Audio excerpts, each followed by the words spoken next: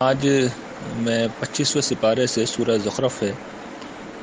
جس کی آیت نمبر 33، 34، 35 میں آپ کے سامنے رکھ رہا ہوں۔ اس کا ترجمہ ہی میں پڑھ دیتا ہوں۔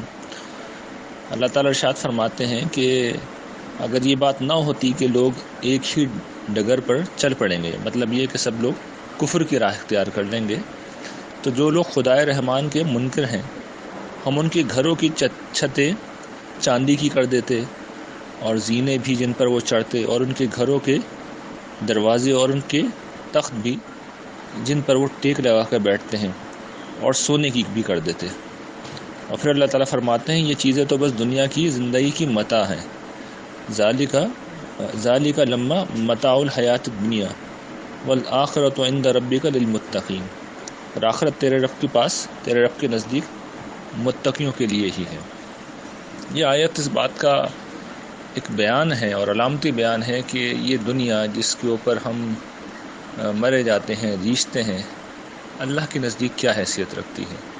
یعنی سب سے زیادہ جو پریشیس میٹلز یہاں سمجھے جاتے ہیں، سونا اور چاندی،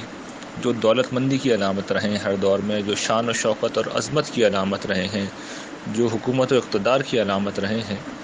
اللہ تعالیٰ کے نزدیک اتنے بے وقت ہیں کہ وہ کہتے ہیں کہ اگر مجھے یہ خیال نہیں ہوتا،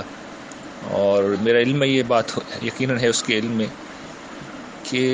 ان لوگوں کے ملنے کے اوپر لوگ یہ دیکھتے کہ جو کفر کر رہا ہے اسی یہ سونا چاندی مل رہا ہے، تو اللہ تعالیٰ نافرمانوں کو ہی دے دیتے اور بھر کے دیتے۔ تو جو چیز اللہ کے نزدیک اتنی بے وقت ہے کہ وہ اپنے مجرموں کو دے رہا ہو، اس کی خواہش میں جینا اصل میں اس سے زیادہ بے معنی کوئی بات نہیں ہو سکتی۔ تو آگے جو بات قرآن مجید نے کہی ہے کہ اصل میں تو یہ سب اس دنیا کی زندگی کی متاع ہے، اور دنیا کی زندگی کی متاع کا جب جملہ اللہ تعالیٰ کہتے ہیں قرآن میں، کئی جگہ یہ بات آئی ہے، تو وہ اس کو اس پہلو سے کہتے ہیں کہ یہاں جو بھی ہو انسان کو بہرحال چھوڑ کے جانا ہوتا ہے، اور اصل ان کے نزدیک جو چیز ہے وہ آخرت کی زندگی ہے اور آخرت کا سرمایہ ہے۔ تو قرآن مجید اصل میں جو زاویہ نظر ہمیں دیتا ہے وہ یہ دیتا ہے کہ دنیا میں چاہے نعمت ہو چاہے تکلیف ہو، سب امتحان کے لیے ملے ہیں اور سب عارضی ہیں۔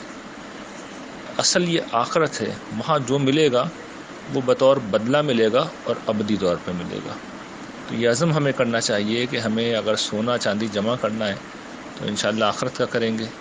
اور وہیں پہ خدا سے انشاءاللہ بہتر انعام لیں گے۔ اللہ تعالیٰ آپ لوگوں کو خوش رکھے اور اپنے فضل سے نوازے، آمین۔